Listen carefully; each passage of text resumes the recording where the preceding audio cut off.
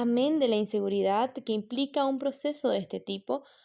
Por el contrario, la imitación no solo acelera el proceso, pues únicamente requiere hacer un casi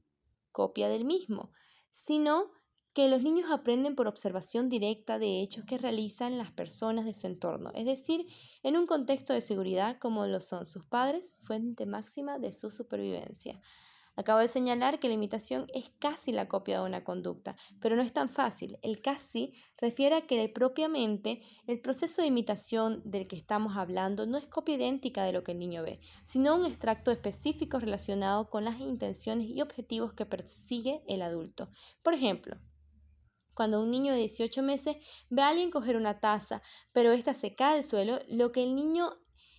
entresaca de ello es principalmente el objetivo de coger la taza, puesto que el niño cuando más tarde imita ese acto no la deja caer al suelo tras recogerla. Y todavía más, en estos actos imitativos, aun siéndolo, son altamente discriminativos, pues al parecer los niños eligen quién, cuándo y qué imitar, y utilizan no solo la imitación pura y pasiva, sino que al imitar autodescubren nuevos modos de resolver otros problemas. Atención compartida quiere decir que dos personas mirando un mismo objeto o evento y este fenómeno se ha encontrado que es una base importante para la comunicación y el aprendizaje de todo aquello que sucede en el entorno del niño. Por ejemplo, los niños pequeños en la mitad de su primer año de vida ya miran con más frecuencia en la dirección en que lo hace un adulto cuando vuelve la cabeza para observar cosas en su campo de visión. Es este un mecanismo y un proceso que une a adultos y niños pequeños y les hace compartir el mundo de la percepción de un mismo objeto o de personas, lo que facilita el aprendizaje no solo de significado, sino el aprendizaje de las palabras y la comunicación social.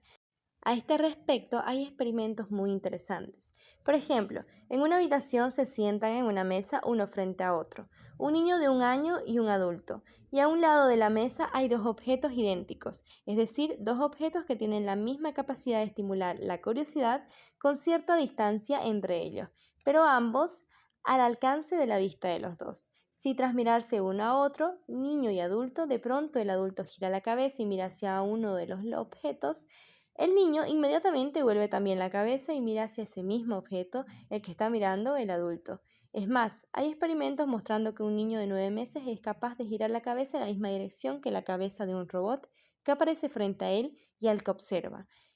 En este último caso, estudios meticulosos muestran que lo que hace el niño no parece obedecer solo la curiosidad por el robot, sino que el giro de la cabeza del niño obedece propiamente al giro de la cabeza que hace el robot y lo que ello significa, curiosamente un poco más tarde, a los 12 meses ya existe en el niño algo más allá de simplemente volver la cabeza imitando lo que hace el adulto y que refiere al significado de la mirada misma. De modo que si una persona con los ojos abiertos se vuelve a mirar uno de los dos objetos que antes hemos mencionado, el niño mira también ese mismo objeto, pero sin embargo no lo hace si observa que el adulto cierra los ojos antes de girar la cabeza. De modo que aún moviendo el adulto la cabeza, el niño ya no sigue ese movimiento. ¿Podrían aplicarse los conocimientos de cómo los niños aprenden en los primeros meses de esa manera tan rápida, eficiente y sin esfuerzo, es decir, sus bases cerebrales para mejorar la educación y el aprendizaje en los colegios en tiempos posteriores? Al menos, los estudios actuales en este sentido se desarrollan poniendo énfasis en conocer cómo el niño aprende antes de entrar a la escuela tras los primeros años en el seno de la familia, cómo lo hace en la escuela y basándose en ello tratar de diseñar programas que puedan mejorar la enseñanza posterior. Por ejemplo, ya hay estudios de la neuroimagen realizados con niños de 6 años que indican las diferencias entre las oportunidades de aprender que el niño haya tenido antes de entrar al colegio, se correlacionan con diferencias cerebrales que bien pudieran afectar al aprendizaje posterior en el propio colegio. En definitiva, la utilización de progresos educativos que potencian la interacción social desde muy temprano parece producir cambios positivos a largo plazo en los niños que facilitan todo el aprendizaje posterior y también el componente afectivo de la relación con los demás. La tercera habilidad social es la comprensión empática. La capacidad de sentir emociones y sentimientos es esencial en el proceso de maduración del cerebro humano, y este tema es hoy central en los estudios más avanzados de computación y enseñanza acerca de cómo piensan los humanos. Hay experimentos que muestran que niños muy pequeños, mucho antes de pronunciar ninguna palabra, ya expresan conductas empáticas. altruistas.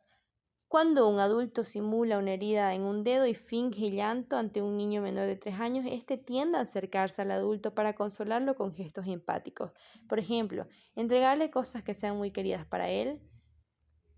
como le puede ser quizás su propio osito de peluche. Lo mismo se ha visto en experimentos en los que si un robot simula llanto frente al niño pequeño, este se acerca igualmente para consolarlo. Sin duda, estas experiencias arrancan de códigos profundos cerebrales que vienen heredados aun cuando también son conductas que vienen moduladas por el entorno cultural.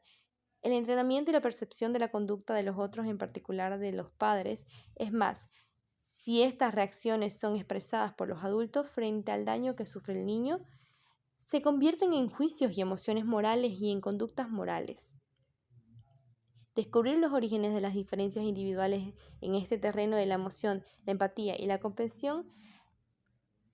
es un tema central en la neurociencia que estudia el desarrollo social cognitivo de los seres humanos y su implicación para el aprendizaje y la enseñanza. Y en este capítulo, la emoción y la empatía en los niños estamos empezando a ver su influencia esencial para aprender en el colegio. Hoy sabemos que hay maestros con larga experiencia y profundos conocimientos que fallan en sus enseñanzas por falta de empatía y habilidades de comunicación social, lo que lleva a algunos niños desde este naciente impulso de aprender a terminar con un apagón en el interés por las materias. En cambio, hay otros maestros que sin tanto conocimiento e incluso significativamente menos conocimiento, abren la mente de los niños, los inspiran, los vuelven curiosos por el conocimiento gracias a sus cualidades para la empatía o que han cuidado y ampliado sus habilidades sociales y de comunicación. La empatía, pues el acercamiento emocional es la puerta que abre el conocimiento y con el que la construcción de un buen ser humano se puede llevar a cabo. Y es que no creo que haya un tema de más trascendencia humana, incluso más que la ética, que el de la educación y de cómo nos preparaban y nos preparamos desde el nacimiento para ver esa misma ética, para entonizar valores y expresar su respeto en la conducta. Veremos que cuando se enseña a cualquier nivel, incluida la enseñanza en la universidad, capítulo 19, esa emoción y esa empatía adquieren una relevancia especial. El maestro y los profesores son la llave de la educación y siempre lo han sido, pero lo siguen siendo en esta nueva etapa que es la neuroeducación. En resumen de todo esto, es que la emoción, los sentimientos, sus mecanismos cerebrales y su expresión en la conducta siguen siendo la base, el pilar esencial que debemos conocer para construir un edificio sólido en la enseñanza. Fin del capítulo número 3.